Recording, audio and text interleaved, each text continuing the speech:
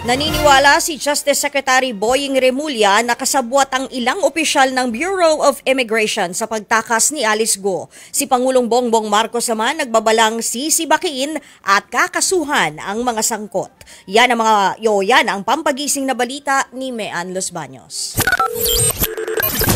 Hindi pa rin kumbinsido si Justice Secretary Boying Remulla na nagbangka ang pamilya Go para makatakas.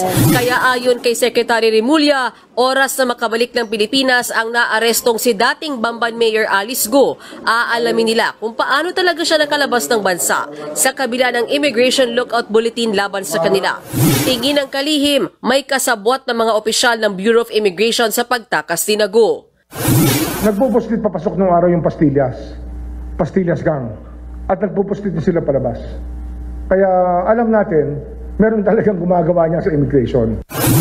Sa panayam naman kanina kay Pangulong Bongbong Marcos, muli niyang tiniyak na mananagot ang mga nasa likod ng pagtakas ni Go.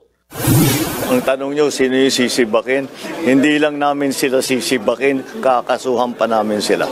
Dahil ang kanilang ginawa ay labag sa batas at against all of the interests of the Philippine judicial system.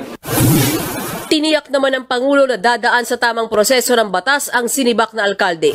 Sa official statement ng kampo ni Go, nagpasalamat sila sa mga otoridad sa ligtas na pag-aresto sa dating alkalde. Welcome development daw ito para masagot ng kanilang kampo ang mga alegasyong ibinabato kay Go. Umaasa naman sina Senator Risa Hontiveros at Win Gatchalian na magkikipagtulungan at magbibigay ng kumpletong testimonya si Go pag dinala na siya sa Senado para sa nakabinbing arrest order laban sa dating mayor. She has nowhere else to go. At yung mga tumulong sa kanyang makatakas, hindi namin sila tatantanan. Wala na siyang choice no?